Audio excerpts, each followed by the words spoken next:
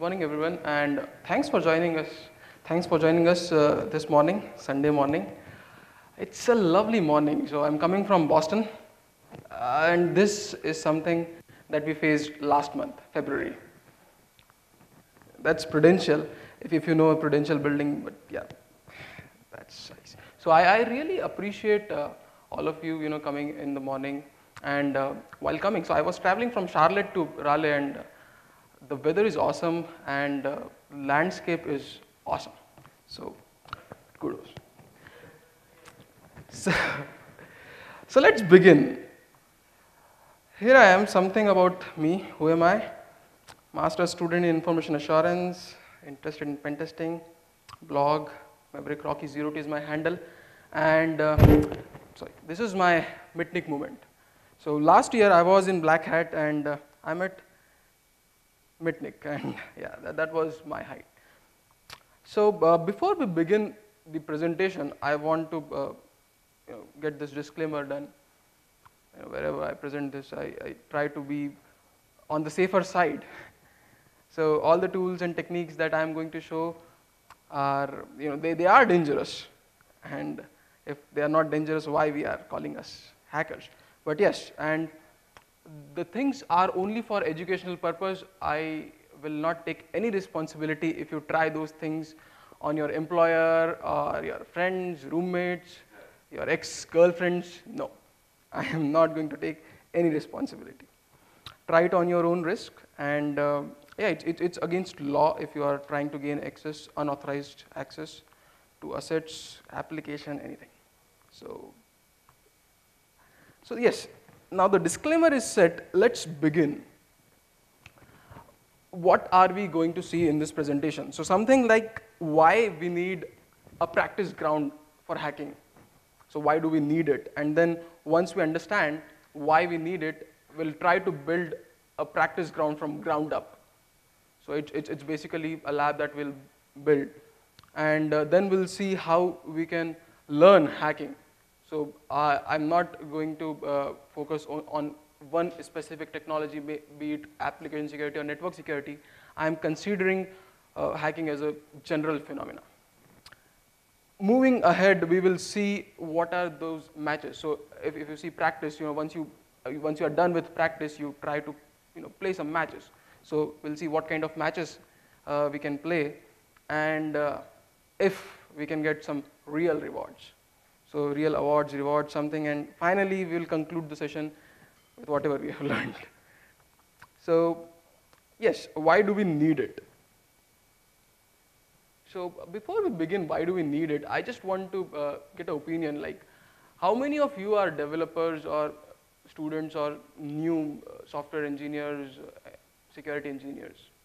Can you, yeah, okay. So this talk is basically towards software developers, new security engineers who want to break into security.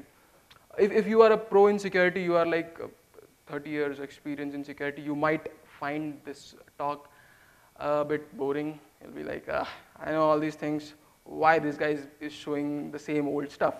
But I have a lot of feedback from students from my school that they want to know what are those resources for hacking, for pen testing, to be specific.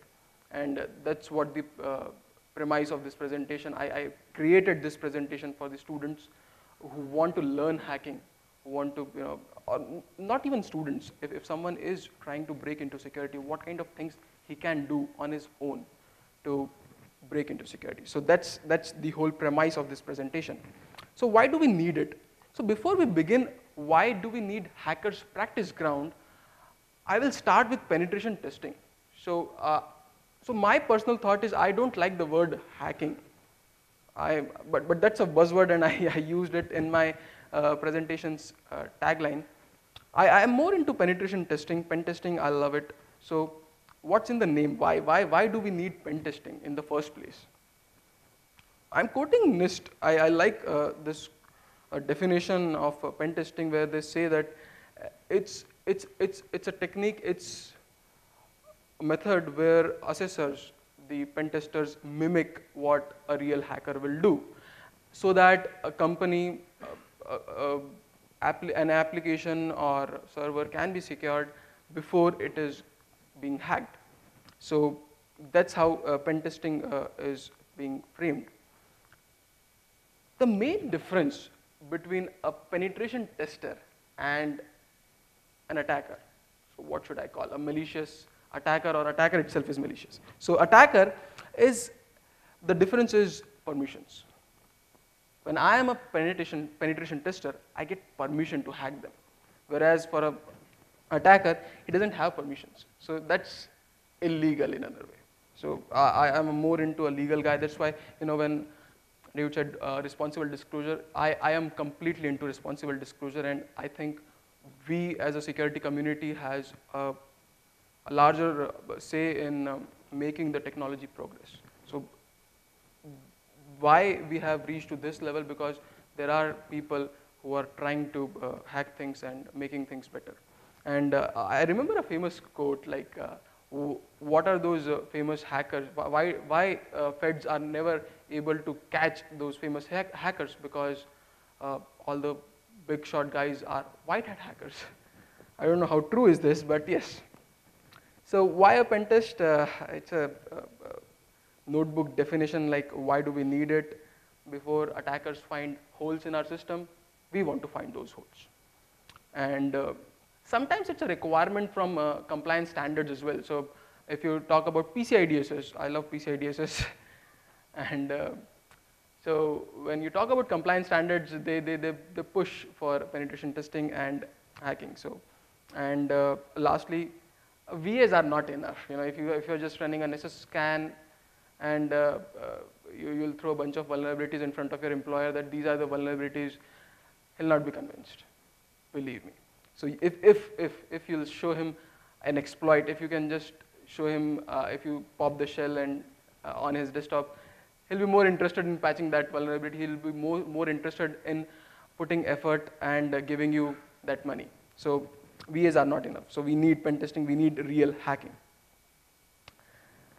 Now we get to the real talk, how to get started. So we have, till now we saw that we need penetration testing, it's good, blah, blah, blah, everything. But how one can get started? I'm a student, I don't have any experience in industry, how to do it. And you say that hacking is illegal. Now, I'm interested in hacking, but how should I start? So that's where our practice ground will come into picture. So in order to develop these skills, you need to have some practice ground. And before going to that practice ground, I will read this line. It is illegal, I repeat, it's illegal to attack any website in wild. So please make sure that you are not touching those things which you do not have permission explicitly. So now we have understood why we need a practice ground, to learn things. This is a famous quote, and it says, know your enemy, know yourself, and you'll have good victories. So when we try to build our own practice ground, we should know who are we attacking. We should know how are we attacking, like the techniques. So we need basically attacker and a victim, and then we can build the skills. So let's create a practice ground. So I don't know if I'm going too fast, but if you have any question, please raise your hand, and in between we can talk.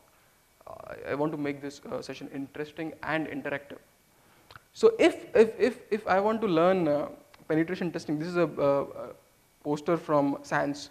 I think, yeah, this is poster from SANS, and this is for web application penetration testing. You need these kind of resources. You'll have bunch of routers, bunch of servers, and then some admin systems, some client machines, internet, everything. It's expensive. In a student's life, I'll not be able to afford these many resources to learn hacking. It's more like investing too much, and again, the risk is, I don't know what. So let's try something inexpensive. Believe me, I'm a student. I try to find out cheap and free ways. So Let's make a recipe for practice ground or a penetration testing lab. So as we saw, we need a bunch of things: servers, routers, your applications, connection, everything. So we need some infrastructure in a sense. So what's that infrastructure? What do we need? So cheap and free virtualization environment. You can go with VMware, VirtualBox, anything. So we get, from Northeastern, they give us free licensed VMware Workstation. So that's one good thing. I get to use licensed version. So this is the environment, and then we need attacker. So there are specific operating systems that load all the tools that are required. Not required, I'll say that make life easier.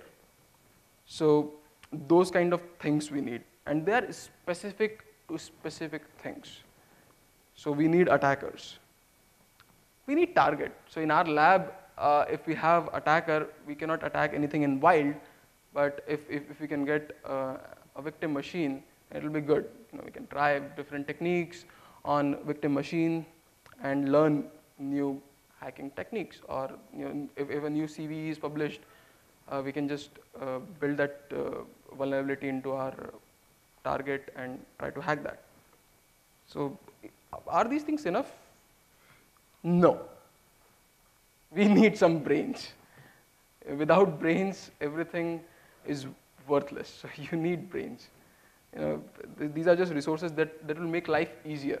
But at the end of the day, you have to do it. So this is my philosophy, and I have read it somewhere that real hackers are not those people who just use tools. So if you talk to some penetration tester and if you ask him, so what's the coolest thing that you do? And if he says that I use core security, Core Impact has a super cool tool, and I just plug and play, and the moment I click something, it hacks the Wi-Fi and I get the root. I'm sorry, you said you use Core Impact and just press one button and you get root. Is this you call the coolest thing? So I'll not respect him. You have to have a super cool technique that you have designed, or something. You should not be reliable. You should not be dependent on tools. That's not hacking. That's not pen testing at all. So let's begin with what are those attackers that we can use. So throughout the presentation, I'm going to share numerous resources. And if you are not aware, I will recommend you to write those down or record it, or you can check the presentation later. But these are resources that you can use. These are freely available to build your own lab. So let's begin with the famous attacker operating system. Anyone heard of Kali? Or I should ask, anyone not heard of Kali? So Kali is my go-to operating system. It's coming from offensive security, and I think so now they are calling it as Kali. Earlier it was Backtrack. Started with Backtrack 1, 2, R3, 4, R2, R3, and 5, R1, R2, R3, and now we are into Kali, and it has everything. So it's basically an operating system with all the tools pre-installed. You don't need anything specific. Everything is there built into this. So yes, Kali. Then there are a bunch of other operating systems that you can use. So I'll go through each of them. Samurai. So if you are more into web application pen testing, so web application security, you like breaking web applications, Samurai is your go-to operating system. It has all the tools built around web AppSec. So things like burp, things like vulnerable web applications are built into Samurai. They've installed. Now you are not into web application security or network security per se. You are into a forensic environment. You want to do more into forensics. You need tools who are specific to forensics, memory forensics you want to do. Then you might not find good tools in Kali or Samurai, but you will find good number of tools in Santoku. So if you are someone who is interested in forensics, Santoku is your distribution. Then Backbox is another Pen2. I like this distribution. I'm yet to try Pen2, but they claim that they are the most secured hacking operating system.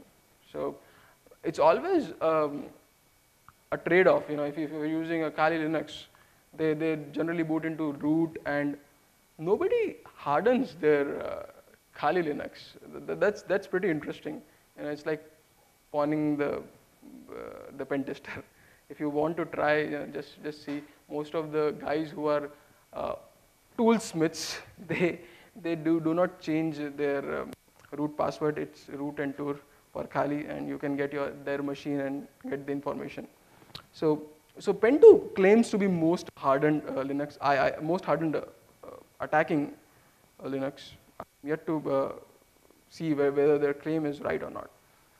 But then there are, so now we are entering into a world of mobile phones. Everything is on your Android devices or iPhone devices. So that's where we need Android Tamer. It has a bunch of tools specific to Android. So that's good. I'll not find those things in Kali or Samurai. If I have an assignment for Android penetration testing, I'll definitely use.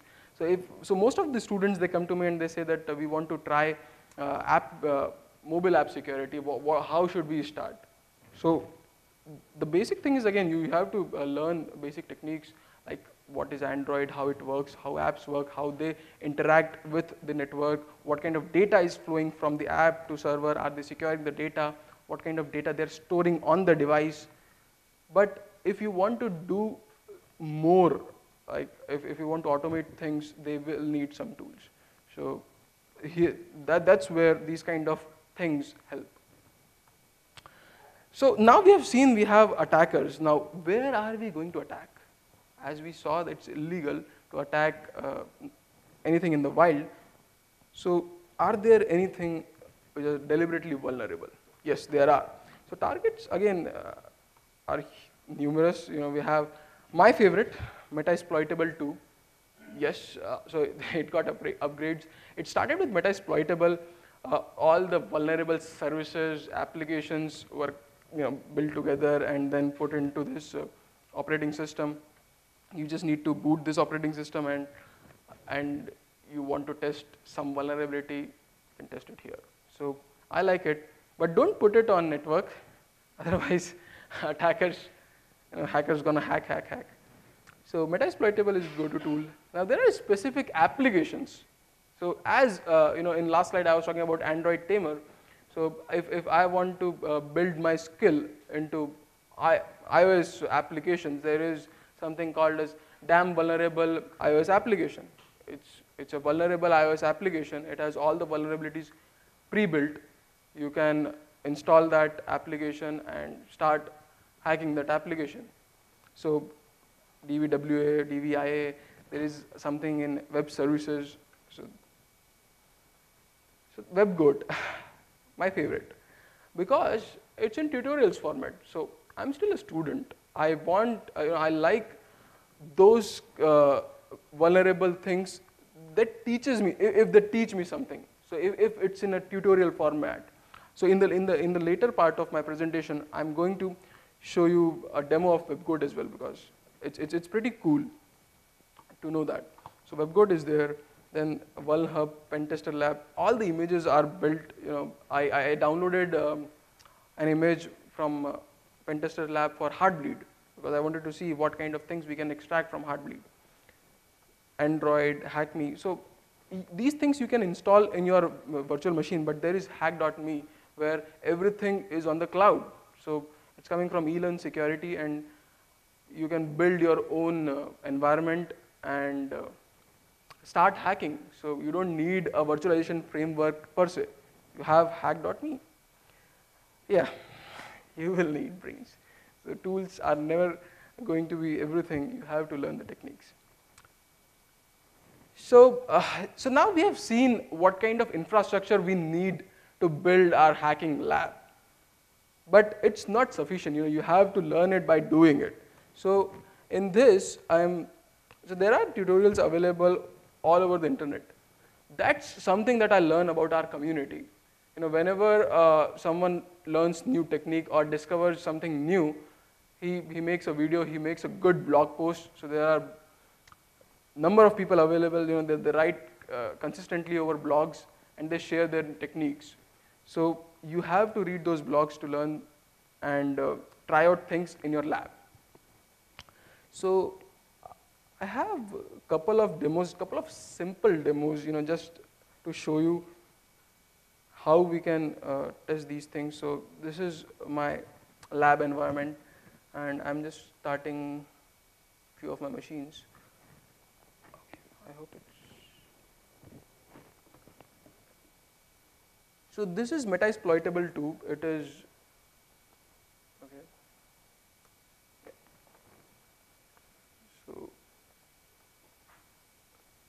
So I'll just run a basic nmap, so just to see what kind of services are open on this, and just to show how easy it is to enumerate services and everything on this machine. So this is the newest Kali 1.1, and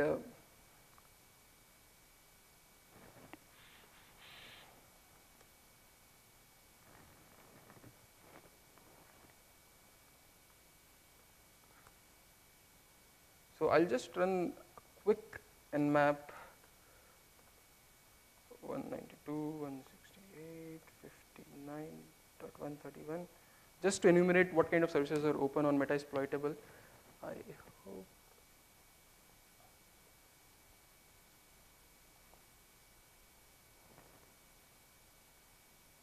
So it will run. In the meantime, I can show you, okay, that was fast. So you can see there are a bunch of things open. When you see telnet, FTP, these are juicy things. I grab those things and find out things, exploits specific to these things, and own these things. So you can use this. Now you don't have to go into your virtual machine every time for these things. Consider if you want to do something on web application, then you can simply go to your browser. My browser opens, and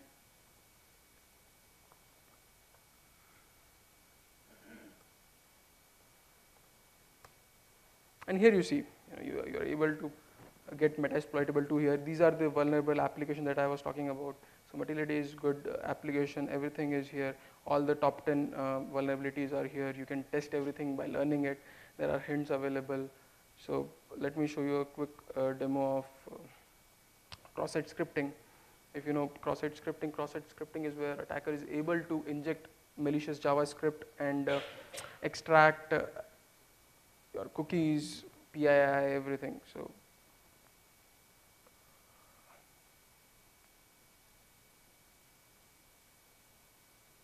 it's a general scenario where you want to add something in your blog. I'm just using a normal payload. That's a go-to payload for me where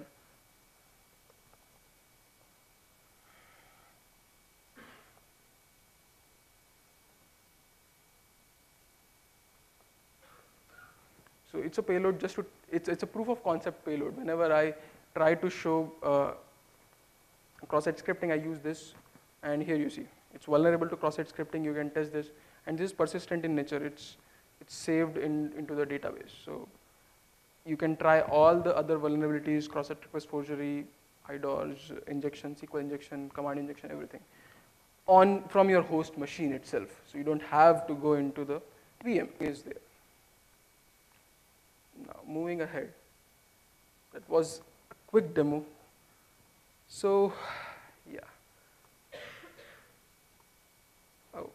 WebGoat demo is, so I'll keep WebGoat demo for the end, just to make sure that I'm not running late, because I want to cover other things as well. So let's go ahead, and I'll keep WebGoat for the end. It's my favorite. So now we have set up our lab, everything. We know how to hack everything, but is it enough? So knowing all the jargons, knowing all the buzzwords, hacking, SQL injection, cross-site scripting, is it enough? No, it's not enough. They'll not make you anything. They'll not make you expert. What you have to do is, when you practice everything in your own lab, you have to try out, in the real world. So where we can try these things? So there are a bunch of competitions going around the world for this. So I've just mentioned one here, CCDC, that's more of a students participating in defense competition, because I like defense competitions a lot. We focus more on attacking competitions, always preference is given for attack, but that's a cool initiative where students are trying to defend their application by keeping it up. You don't have to, you don't want it to be down for any reason. So CCDC is one good thing. RIT has ISTS as well. Now that's cool because that's attacking thing. But these were for students. Now what about the rest of the audience? So yes, CTF, capture the flag. These are the places that I call matches, because they generally lay a foundation, they generally lay an infrastructure which is quite similar to enterprise infrastructure. So in enterprise we have AD, we have mail servers and everything. So here in CTFs as well, we have different challenges specific to technologies, and I heard there was a crypto challenge in the CTF. So that's how you can learn things. These environments mimic the real environment. So what are those things? So the first point is every con, check out any conference, you'll find CTF there.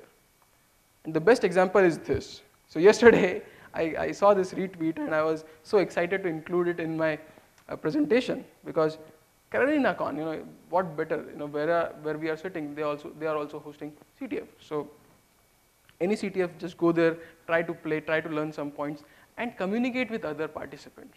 You'll get to know some cool techniques. If not the conference, there are a bunch of CTFs available 365 days. Some are in the format of learning things, progressively. So over the wire, the picture that you are looking at in the top is from Over the Wire. And they have more than 15 games and dedicated to different technologies. So if you are into system hardening, if you want to see how Linux and security works together, you should try some of the challenges. So I think Vortex is for SSH related things. If you are into web application security, NetAS in the same Over the Wire, it's completely on web application. So again, designed in CTF format, so level 1, 2, 3, 4, everything. So that's kind of cool, and there are other places where you can go, Smash the Stack, VShell, everything. So these are good. At the same time, CTFs are good. You face challenges, that what other people are doing, leaderboards and everything. But at the same time, you have online challenges. Big companies, they are hosting online challenges. So just a quick question. Do you know this? Anyone has seen this? Access Game Area. Okay, no problem. So this is something that Google hosted on their AppSpot domain in the month of May, June 2014. So last year, they designed a cool, simple, small cross-site scripting game for all the hackers, just to try their cross-site scripting skills. So that's where you get to learn, because Google designed it in such a way that something most of the enterprises are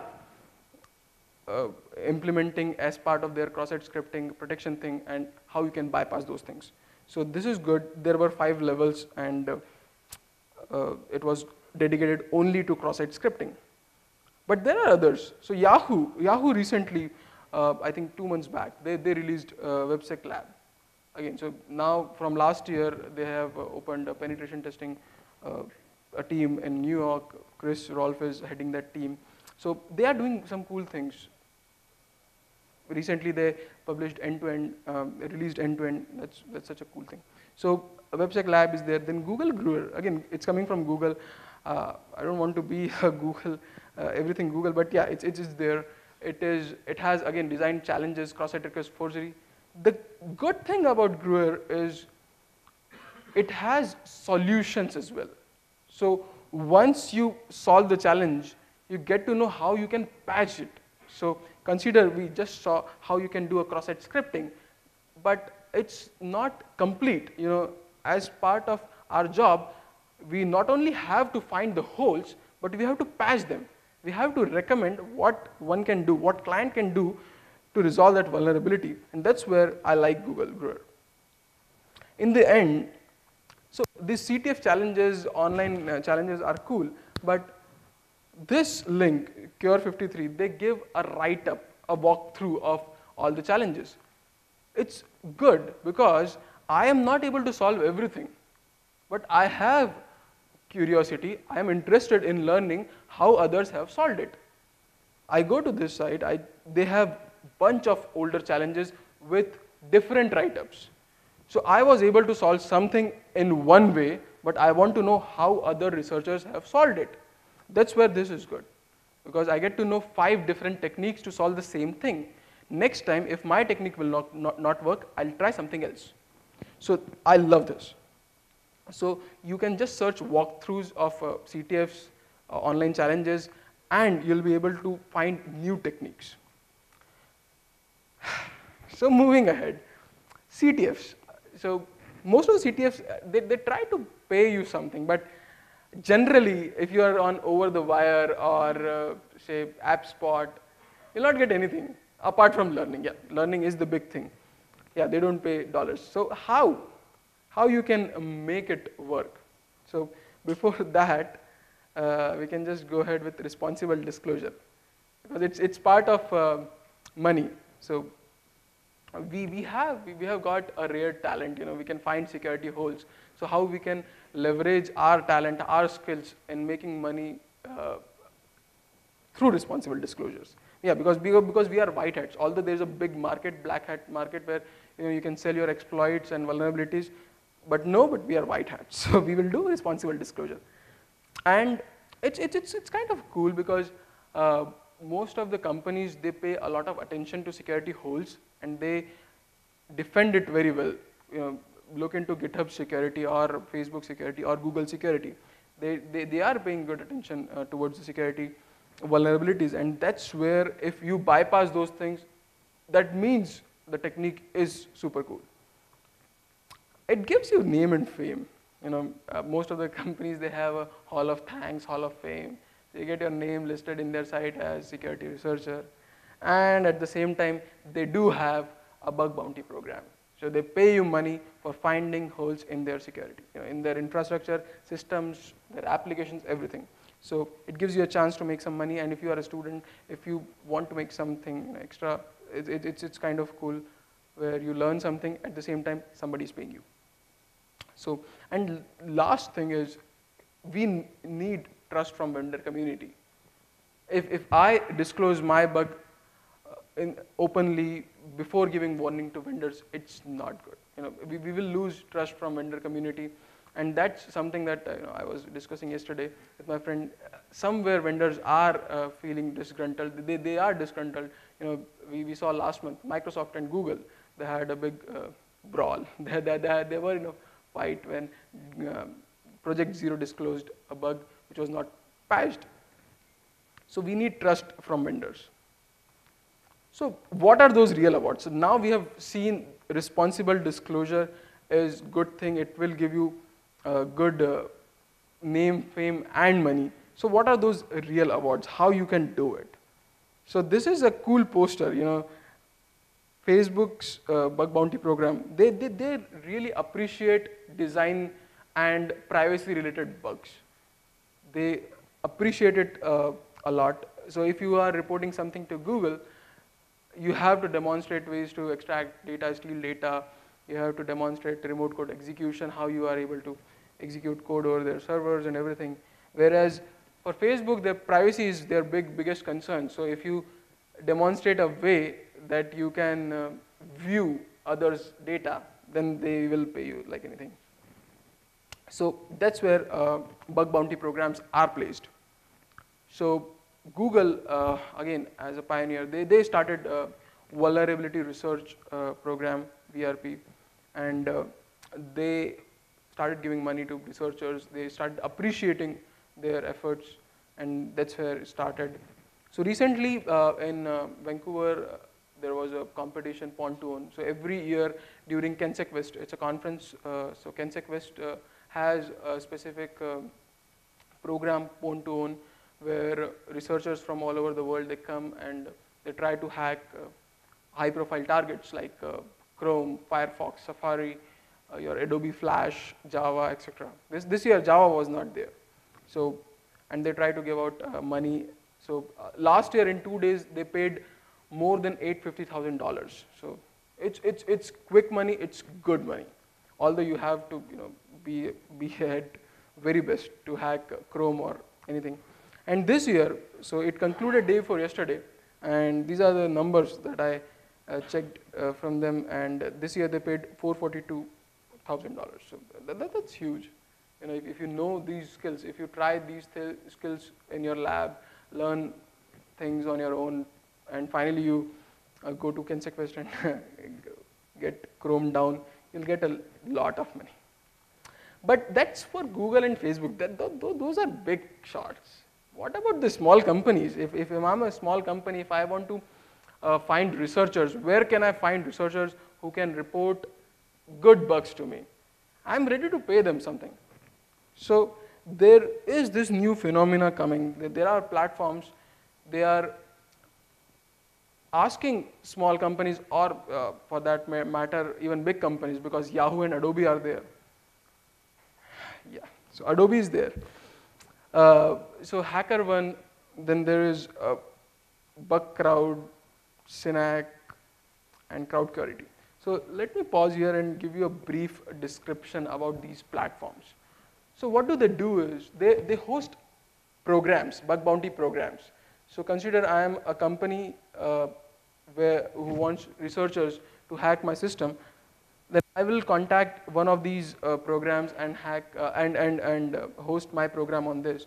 They have many researchers, and all the researchers get a chance to look into the application, and they report bugs. I'm part of all the communities, and they have different format. So HackerOne, one good thing about HackerOne is they have public disclosures. So once you report, consider you report some bug to a company A, and they patch it, they give you rewards, everything is done. Now you have something called as public disclosure. You can ask the vendor to disclose the bug publicly. That has two advantages. One, the vendor gets transparent bug fixing thing. So the people who are using that vendor, they have more faith in that service, because they know that these guys are patching something and this is the way they patch. Two, it has advantage for the researcher as well, because he get to publish his bugs somewhere and direct communication with the vendor. So Yahoo is one of the big company who is on HackerOne, who are on HackerOne, and yes.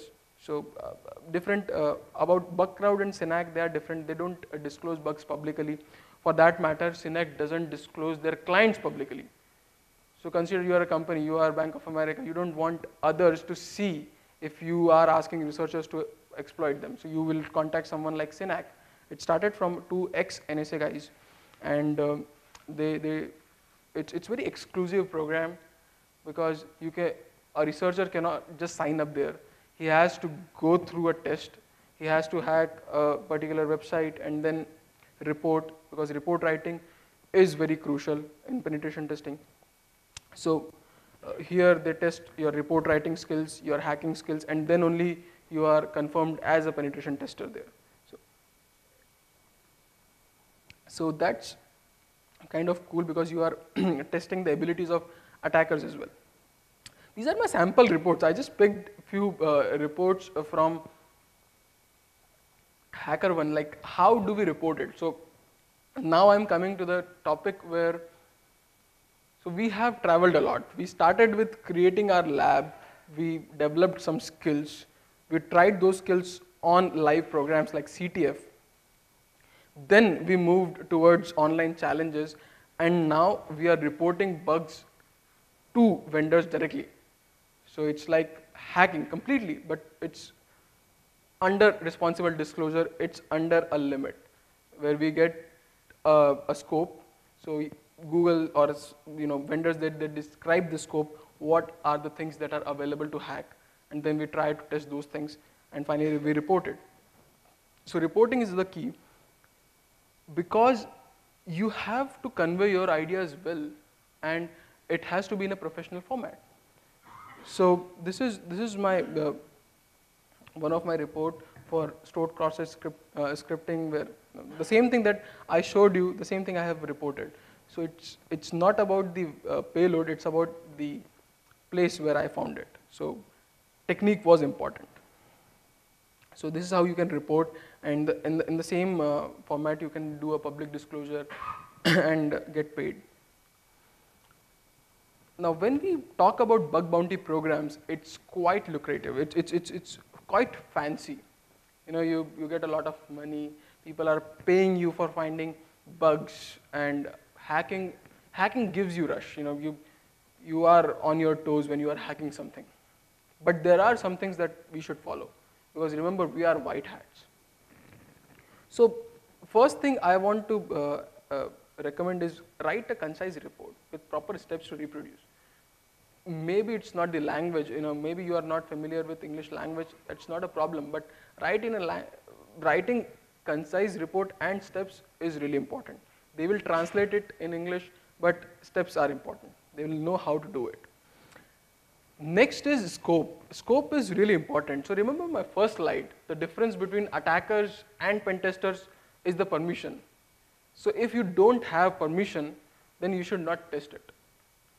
They will be furious, and instead of giving you rewards, they will just put you behind bars.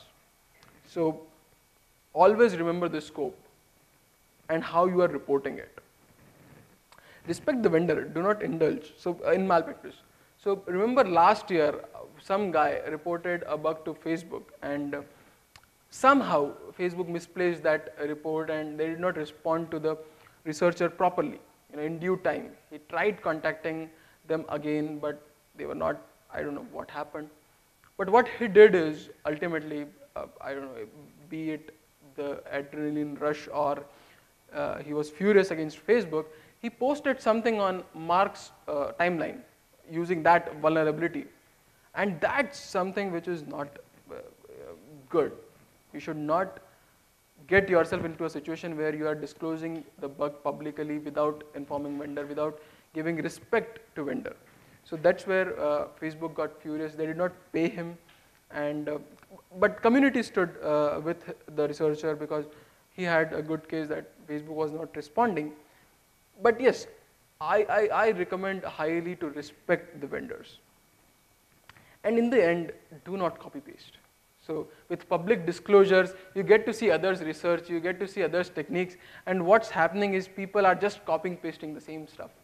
So it's good to get the technique, it's good to learn new techniques, but show some respect to the researchers. So so a team from Detectify, they're doing good. So Franz Rosen is someone who is from Detectify team. He found out a vulnerability in subdomain takeover.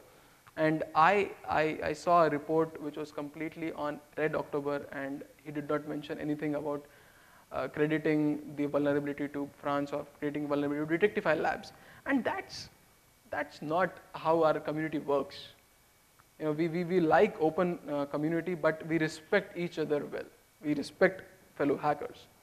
So don't copy paste. And that brings me to the end of my presentation. So in conclusion, what is hackers practice ground, and why we need it, and how we can go along to learn hacking different targets and finally reporting bugs to a potential vendor. So when I was writing conclusion, I was thinking why do we need it and how it goes. So rapid skill development is key to success in security.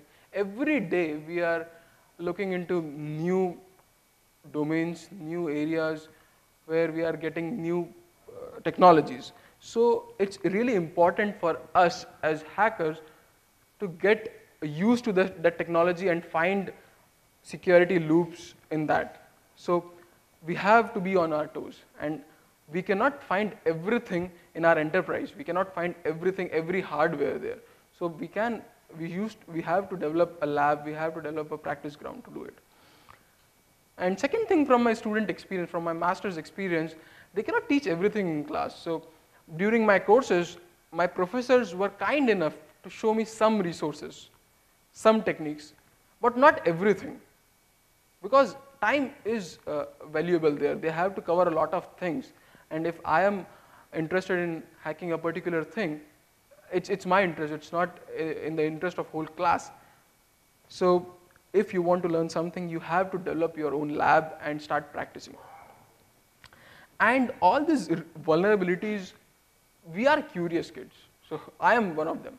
So I want to try it and test everything.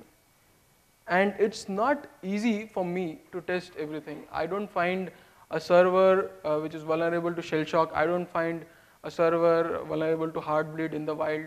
So what I do is I develop a lab, I install that particular server which is vulnerable to Heartbleed and test it against my exploits. So that's where this is really important. And in the end, defense. So if you see why we need penetration testing, it's because we need to find out ways before hackers hack our infrastructure. So defense is the key, and it will be designed well. In my opinion, it can be designed very well if we know how attackers attack. So this is the premise, and we should know how attack works, how to do attack. And yeah, that's kind of a cool to, attack is the best way to defend, they say, but here I'm just twisting it a bit. So that's pretty much everything what I had in my slides, and I have 10 minutes left, so I'll take questions, anything that you have in mind about the presentation or everything, and